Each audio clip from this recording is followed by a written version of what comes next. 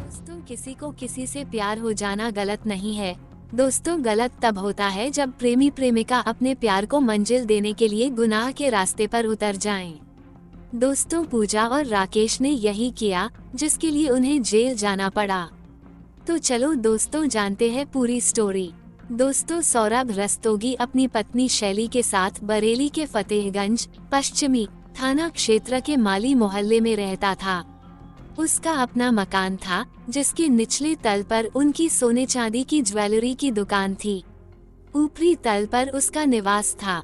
सौरभ का नौकर विनोद फतेहगंज से लगभग 2 किलोमीटर दूर खिरका गांव में रहता था।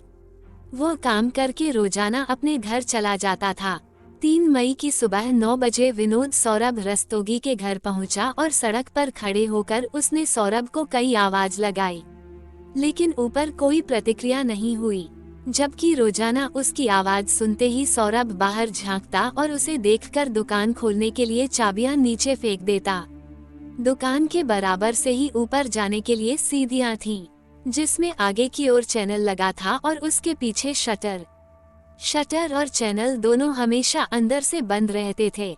शटर को थोड़ा खुला देख विनोद आश्चर्य में पड़ गया, क्योंकि सौरभ अगर सामने की दुकान पर चाय पीने भी जाता था तो शटर लॉक करके जाता था।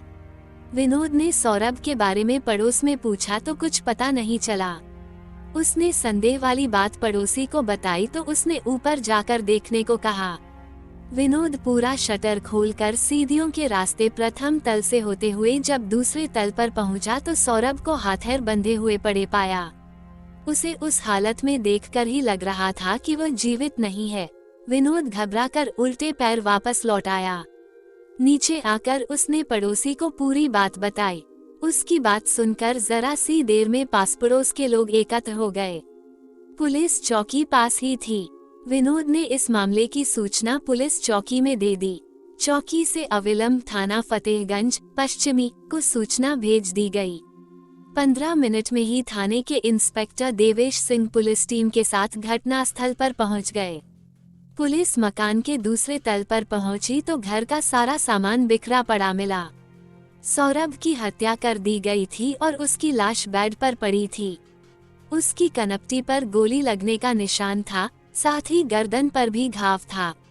लग रहा था जैसे गोली कनपटी पर लगने के बाद गर्दन से होती हुई बाहर निकली हो। गर्दन पर किसी तेज धारदार चीज से काटे जाने का भी निशान था और गला कसे जाने के निशान भी साफ नजर आ रहे थे। इसका मतलब हत्यारे सौरभ को किसी भी हालत में जिंदा नहीं छोड़ना चाहते थे। इंस्पेक्टर देवेश सिंह ने घटना की सूचना अपने उच्चाधिकारियों को दे दी। सूचना पाकर कुछ ही देर में बरेली के एसएसपी जे रविंद्र गौड़ और सीओ मीरगंज मनोज कुमार पांड्या भी फिंगरप्रिंट एक्सपर्ट्स की टीम के साथ वहां पहुंच गए। एक्सपर्ट की टीम घटनास्थल से साक्ष्य जुटाने में लग गई। टीम द्वारा अपना काम कर लिए जाने के बाद अधिकारियों ने घटनास्थल का निरीक्षण किया। करीब 20 गज के प्लॉट में बने उस मकान के प्रथम तल पर किचन और बाथरूम के अलावा एक दीवान पड़ा था। यहीं पर सौरभ की दुकान का लॉकर था, जिसमें वह ग्राहकों द्वारा गिरवी रखे जाने वाले गहने और पैसा रखता था। दूसरे तल पर बना कमरा सौरभ का बेडरूम था, जबकि तीसरे व अंतिम तल पर टॉयलेट था। जिस बेडरूम में सौरभ की हत्या की गई थी वह काफी कम जगह में बना था। एक बेड और एक टेबल के अलावा वहां एक अलमारी रखी थी। इतने सामान से ही पूरा कमरा भरा था। कमरे में रखी अलमारी खुली पड़ी थी और उसका सामान बाहर निकला पड़ा था। अलमारी का लॉकर खुला था और बिल्कुल खाली था। अलमारी और लॉकर के लॉक टूटे हुए थे। कमरे में टूटी हुई चूड़ियां पड़ी थीं। कांच का गिलास भी मेज के पास टूटा पड़ा था। गिलास के कांच का एक टुकड़ा खून से सना हुआ था। सौरभ का गला शायद उसी कांच से काटा गया था। सीढ़ियों पर चाबी के कई गुच्छे पड़े मिले थे। इसी बीच सूचना पाकर बरेली से सौरभ के पिता सुनील रस्तोगी व अन्य घर वाले आ गए। उनसे पूछताछ करने पर पता चला कि गत दिवस 2 मई को सौरभ अकेला था। उसकी पत्नी शैली 2 मई की सुबह नोएडा चली गई थी। उस दिन शुक्रवार होने की वजह से बाजार की साप्ताहिक छुट्टी थी। सुबह पत्नी को ट्रेन में बैठाने के बाद सौरभ अपनी नानी की अंत्येष्टि में बचला गया था। उसकी नानी की मौत भी 2 मई की सुबह हुई थी। नानी की अंत्येष्टि में वह गया तो था, लेकिन घर वालों के रोकने के बावजूद जल्दी चला आया था। घटनास्थल के मुआयने और पूछताछ के बाद यह नतीजा निकला कि इस घटना को पुख्ता योजना बनाकर अंजाम दिया गया था। हत्यारों को ये बात अच्छी तरह पता थी कि सौरभ घर पर अकेला है, उसकी पत्नी शैली बाहर गई हुई है, इसीलिए घटना को अंजाम देने के लिए 2 मई की रात चुनी गई।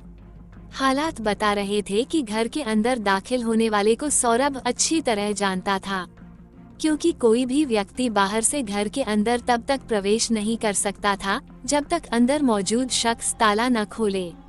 बाहर से ताला खोलना किसी भी तरह संभव नहीं था। सीढ़ियों के पास शटर लगा था जिसमें अंदर से ताला पड़ा हुआ था। फिर सीढ़ियां चढ़ने के बाद एक दरवाजा था, वह भी अंदर से बंद रहता था। अगर किसी ने दरवाजा तोड़ने का प्रयास किया होता तो निशान जरूर मिलते। दरवाजों पर लगी कुंडियां सही सलामत थीं। इसका मतलब था कि सौरभ ने ही अपने किसी परिचित को देखकर दरवाजे खोले होंगे और उसे ऊपर ले गया होगा। रात 9 बजे सौरभ ने विनोद को फोन करके बुलाया था, लेकिन मौसम खराब होने की वजह से वह नहीं आ सका था। इसके बाद ही किसी समय सौरभ की हत्या की गई थी। पुलिस अधिकारियों ने गहन जांच पड़ताल करने के बाद करीब 1 बजे सौरभ की लाश पोस्टमार्टम के लिए बरेली स्थित मोर्चरी भेज दी। मौके पर मिले सौरभ के मोबाइल को पुलिस ने अपने कब्जे में ले लिया। घटनास्थल से पुलिस ने 2 बुलेट भी बरामद किए। उधर सौरभ की पत्नी शैली को पति की मौत की खबर मिली तो वह देर शाम दिल्ली से वापस आ गई। सौरभ के पिता सुनील रस्तोगी की लिखित तहरीर पर इंस्पेक्टर देवेश सिंह ने अज्ञात लोगों के विरुद्ध भादवी की धारा 394 और 302 के तहत मुकदमा दर्ज करा दिया। पुलिस ने सौरभ के मोबाइल नंबर की कॉल डिटेल्स निकलवाई तो पता चला कि घटना वाली रात उसने अंतिम कॉल अपनी पत्नी शैली को की थी। उससे पहले उसने 9 बजे विनोद से बात की थी। इन दोनों कॉल से पहले सौरभ की बात एक अनजान नंबर पर भी हुई थी। उस नंबर पर उस दिन भी और उसके पहले दिन भी कई बार देर तक बातें की गई थी। इंस्पेक्टर देवेश सिंह ने उस नंबर के बारे में विनोद से पूछताछ की तो उसने बताया कि वह नंबर बरेली के थाना बहेड़ी के अंतर्गत आने वाले गांव जुआ जवाहरपुर की रहने वाली पूजा शर्मा का था। विनोद उसके बारे में इसलिए जानता था क्योंकि सौरभ ने उसे भेजकर कई बार पूजा का मोबाइल रिचार्ज कराया था। इससे पुलिस को यह मामला अवैध संबंधों का लगा। पुलिस ने पूजा के घर पर गिरफ्तारी के लिए दबिश दी, लेकिन वो नहीं मिली। पता चला कि वो 19 अप्रैल को अपने प्रेमी राकेश गंगवार के साथ भाग गई थी। राकेश पड़ोस के गांव मोहम्मदपुर का रहने वाला था। राकेश और पूजा का एक साथ भागना और पूजा का सौरभ से बराबर बात करना इस बात की ओर इशारा करता था कि संभवतः उन दोनों ने ही मिलकर सौरभ की हत्या करके लूट को अंजाम दिया था। पुलिस ने उन्हें शीघ्र गिरफ्तार करने के लिए मुखबिरों को सुरागरी पर लगा दिया। 7 मई की दोपहर को एक मुखबिर से इंस्पेक्टर देवेश सिंह को सूचना मिली कि पूजा अपने प्रेमी राकेश के साथ इज्जत नगर रेलवे स्टेशन पर खड़ी है।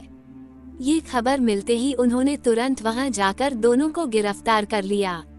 दोनों को थाने लाकर कड़ाई से पूछताछ की गई तो उन्होंने सारा सच उगल दिया। पूजा थाना बहेड़ी क्षेत्र के गांव जुआ जवाहरपुर निवासी रामवीर की बेटी थी। रामवीर खेती किसानी का काम करता था। उसका अपनी पत्नी कमला से अक्सर वाद विवाद होता रहता था, जो कि कभी कभी भयंकर रूप अख्तियार कर लेता था। वाद विवाद का कारण था कमला का महत्वाकांक्षी होना। उसे अपनी चादर के हिसाब से पैर पसारना नहीं आता था। उसके हाथ में जितना पैसा आता था वह घर की जिम्मेदारियों के बजाय फिजूल के कामों में खर्च कर देती थी। 3 बच्चों की मां होने के बावजूद कमला को बनसंवर कर रहना पसंद था। इसी वजह से उसके खर्चे ज्यादा बड़े हुए थे। उसकी फिजूल खर्ची को लेकर पति पत्नी में प्राय रोज झगड़ा होता था। इस सब से तंग आकर रामवीर ने कमला को तलाक दे दिया। तलाक के बाद वह अपने बच्चों के साथ अपने मायके बरेली के ही गांव मोहम्मदपुर आ गई।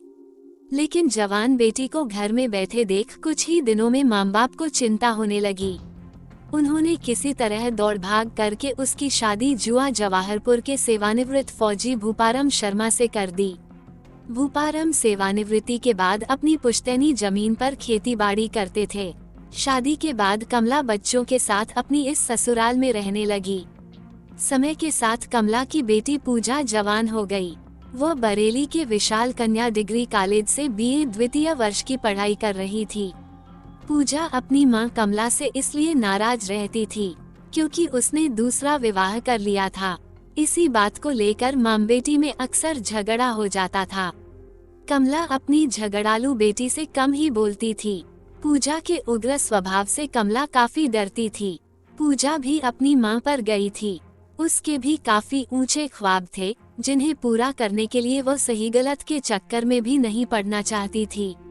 ऐसी बातों में उसका दिमाग भी काफी तेज दौड़ता था। पूजा अपनी ननिहाल मोहम्मदपुर जाती रहती थी। एक दिन वहीं पर उसकी मुलाकात राकेश कुमार गंगवार से हुई। राकेश के पिता होरीलाल भी किसान थे।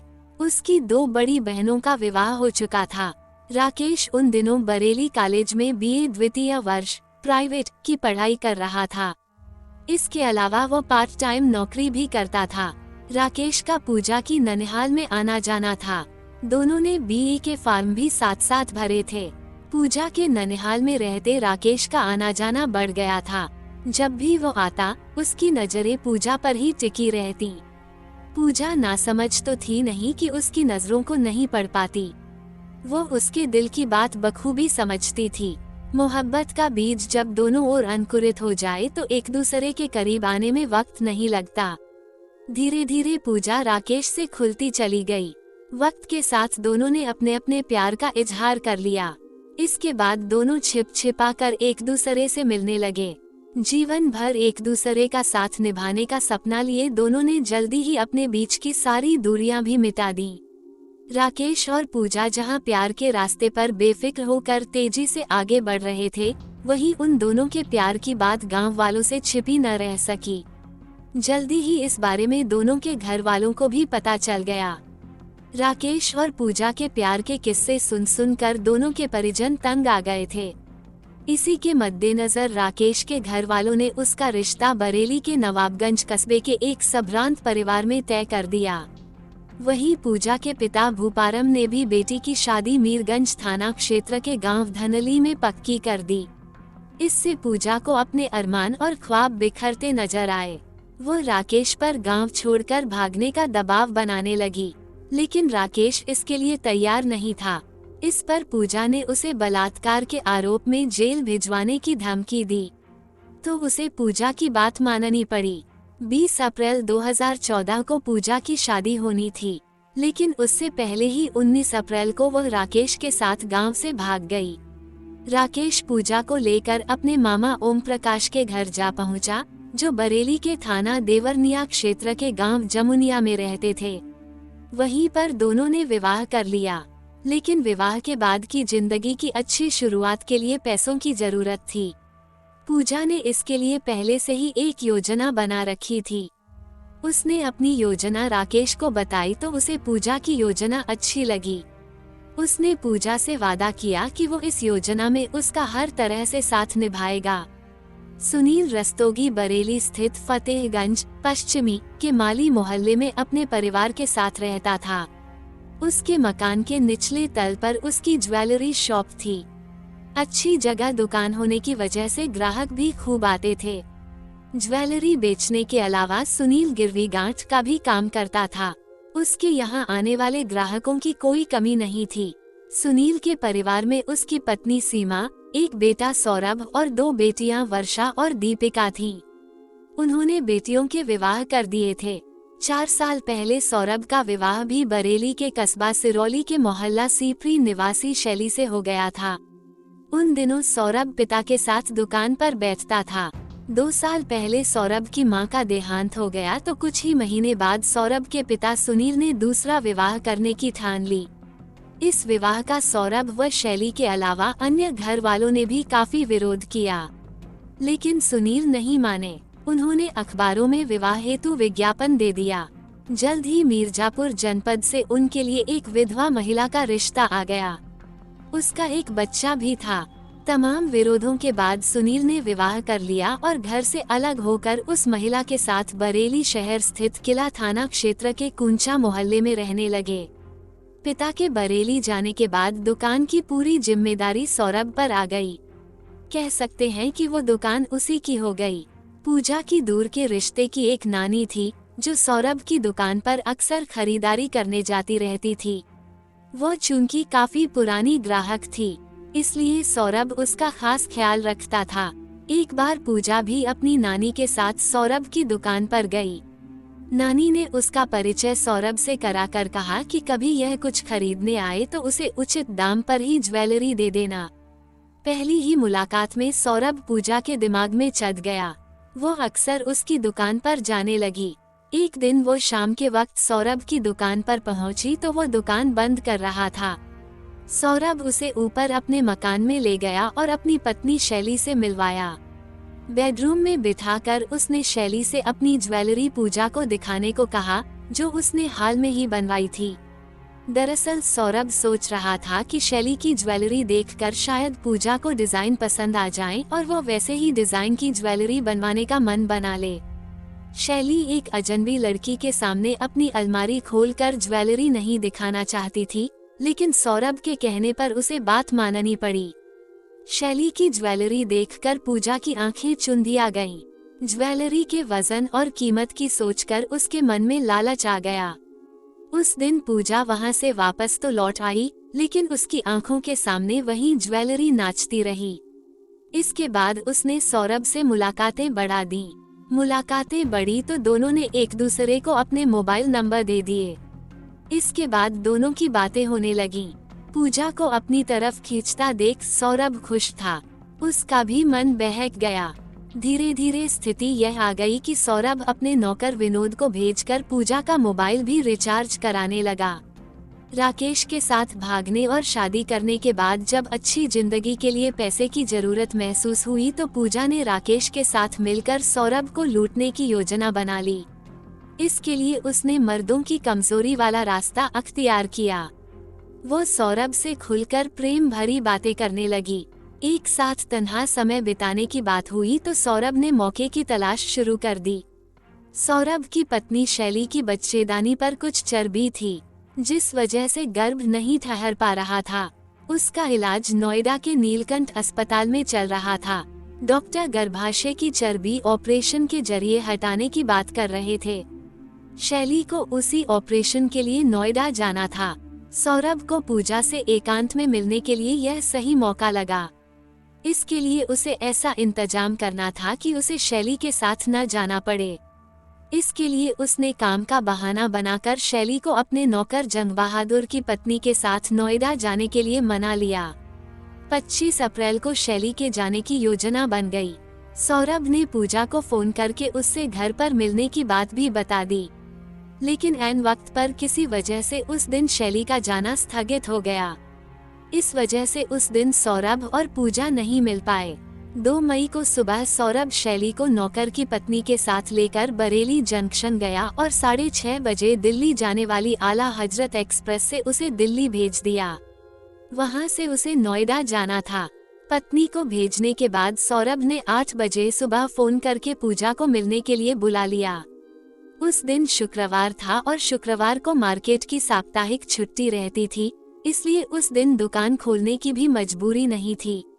प्रोग्राम के हिसाब से सब कुछ ठीक था, लेकिन तभी सौरभ को नानी की मौत का समाचार मिला। मजबूरी थी, इसलिए न चाहते हुए उसे बेमन से कच्छला जाना पड़ा, जहां उसकी नानी की अंत्येष्टि होनी थी। वहां पर भी पूजा ने उसे 3-4 बार फोन किया। पूजा से एकांत में मिलने की तमन्ना सौरभ के सिर चढ़कर बोल रही थी। अंत्येष्टि के बाद जब वह जाने लगा तो घर वालों और रिश्तेदारों ने उसे रोकने की काफी कोशिश की, लेकिन वह नहीं रुका। शाम लगभग 6:30 बजे तक वो अपने घर पहुंच गया। उसने घर पहुंचने की खबर पूजा को दे दी। इसके बाद पूजा राकेश के साथ बाइक पर बैठकर सौरभ के घर के लिए चल दी। बाइक राकेश के मामा ओम प्रकाश की थी। रात 8 बजे वो सौरभ के मकान से कुछ दूरी पर उतर गई और सौरभ के घर की तरफ चल दी। राकेश वहीं मार्केट में घूमने लगा। इसी बीच उसने शराब पी और वहीं पास के एक बैंक्वेट हॉल में हो रहे वैवाहिक समारोह में जाकर खाना खाया। नशे की हालत में उसने बाइक एक स्थानीय पत्रकार अनवार खान की बाइक से भिड़ा दी। इस पर दोनों में काफी बहस हुई। राकेश अपनी बाइक वहीं खड़ी करके वहां से चला गया। पत्रकार अनवार खान ने फतेहगंज पश्चिमी थाने को सूचना दी, जिसके बाद थाने से सिपाही वहां पहुंचे और राकेश की क्षतिग्रस्त बाइक को उठवाकर थाने ले गए। दूसरी ओर पूजा सौरभ के घर पहुंची तो सौरभ ने खुद आकर शटर खोला और उसे अपने साथ दूसरी मंजिल पर बने अपने बेडरूम में ले गया। कुछ देर दोनों के बीच बातें होती रहीं। फिर सौरभ 2 गिलास और फ्रिज से फूटी की बोतल निकाल कर ले लाया। उसने फूटी मेज पर रख दी। पूजा फूटी की बोतल उठाकर दोनों गिलासों में पलटने लगी। इसी बीच सौरभ टॉप फ्लोर पर टॉयलेट चला गया। पूजा ने मौके का फायदा उठाकर अपने पास में रखे 81 की 2 टैबलेट का पिसा पाउडर निकाला और सौरभ के गिलास में डालकर मिला दिया। जब सौरभ टॉयलेट से वापस आया तो पूजा ने एक गिलास उसे देकर दूसरा गिलास अपने होठों से लगा लिया और सिप करने लगी। सौरभ फ्रूटी पीते हुए टीवी खोलकर उस पर प्रोग्राम सेट करने लगा। करीब 20 मिनट बाद सौरभ बेहोश होकर बेड पर लुढ़क गया। सौरभ के बेहोश होते ही पूजा ने राकेश को फोन करके आने को कह दिया। लगभग 11 बजे राकेश आया तो पूजा उसे शटर उठाकर अंदर ले आई। आने के बाद राकेश सौरभ को होश में लाने की कोशिश करने लगा। वह होश में आया तो राकेश ने 315 बोर का तमंचा तानकर सौरभ को पेट के बल लेटने की हिदायत दी। डर कर सौरभ पेट के बल लेट गया। पूजा ने सौरभ के हाथ पीठ की तरफ लाकर अपने दुपट्टे से बांध दिए। साथ ही उसने सौरभ के पैर भी उसकी शर्ट से बांध दिए। इसके बाद राकेश ने अलमारी की चाबी मांगी तो सौरभ ने देने से इनकार कर दिया। इस पर राकेश ने उसे डराने के लिए तमंचे से एक हवाई फायर किया। उसने एक बार फिर चाबी मांगी, लेकिन सौरभ ने चाबी देने से फिर मना कर दिया। इस पर राकेश को गुस्सा आ गया और उसने सौरभ की कनपटी पर तमंचे की नाल रखकर गोली मार दी, जो कि गर्दन के पार होते हुए बाहर निकल गई। सौरभ ने उठने की कोशिश की, लेकिन हाथैर बंधे होने के कारण वह गिर पड़ा, जिससे मेज पर रखा फूटी का गिलास टूट गया। उसी गिलास के टूटे कांच से राकेश ने सौरभ की गर्दन काटी। उसके बाद उसने बेल्ट से उसका गला कस दिया, जिससे सौरभ की मौत हो गई। सौरभ को मौत के घाट उतारकर राकेश और पूजा ने अलमारी का लॉक तोड़ा और उसके अंदर बनी छोटी तिजोरी का लॉक भी तोड़कर उसमें रखी 650 ग्राम ज्वेलरी और लगभग 4000 रुपए निकाल लिए। ये सब करते करते रात का 1 बज गया था। काम हो गया तो दोनों वहां से निकल आए। राकेश ने बाहर आकर अपनी बाइक ढूंढी, लेकिन बाइक नहीं मिली। बाइक सिपाही थाने ले गए थे। राकेश ने बैंक्वेट हॉल के बाहर खड़ी एक बाइक में अपनी चाबी लगाई तो वो स्टार्ट हो गई। उसी बाइक पर बैठकर दोनों वहां से निकल गए। राकेश के बहन बहनोई बरेली के भोजीपुरा थाने के चौपारा गांव में रहते थे। राकेश पूजा को साथ लेकर रात 3 बजे अपनी बहन के घर पहुंच गया। 2 दिन दोनों वहीं रुके। इसी बीच राकेश ने अपने घर जाकर लूटी गई ज्वेलरी और रुपए भैंसों के बाड़े में चारा रखने वाली नांद के नीचे जमीन में छिपा दिए। लूट का माल ठिकाने लगाकर वो अपनी बहन के घर आ गया। फिर 5 मई को दोनों नैनीताल चले गए। 7 मई को दोनों वापस बरेली आए। इज्जतनगर रेलवे स्टेशन से वे बाहर आकर खड़े ही हुए थे कि फतेहगंज पश्चिमी थाने के इंस्पेक्टर देवेश सिंह ने अपनी पुलिस टीम के साथ वहां पहुंचकर उन्हें गिरफ्तार कर लिया। पुलिस ने राकेश की निशानदेही पर चुराई गई 650 ग्राम ज्वेलरी और 4000 रुपए भी बरामद कर लिए। हत्या में प्रयुक्त बाइक पुलिस पहले ही बरामद कर चुकी थी। आवश्यक लिखापढ़ी के बाद दोनों को सीजेएम की अदालत में पेश करने के बाद जेल भेज दिया गया। पूजा और राकेश गंगवार एक दूसरे को प्यार करते थे, ये गलत नहीं था। दोनों ने घर से भागकर शादी कर ली, इसे भी गलत नहीं कहा जा सकता। लेकिन अपने प्यार को मंजिल देने के लिए जब वे गुनाह के रास्ते पर उतर गए तो अंजाम बुरा ही होना था। तो दोस्तों, ये क्राइम स्टोरी आपको कैसी लगी प्लीज कमेंट करके जरूर बताएं। स्टोरी को लाइक और शेयर करें। इसी तरह की और स्टोरी के लिए चैनल को सब्सक्राइब करें। पूरी स्टोरी सुनने के लिए आपका बहुत बहुत धन्यवाद।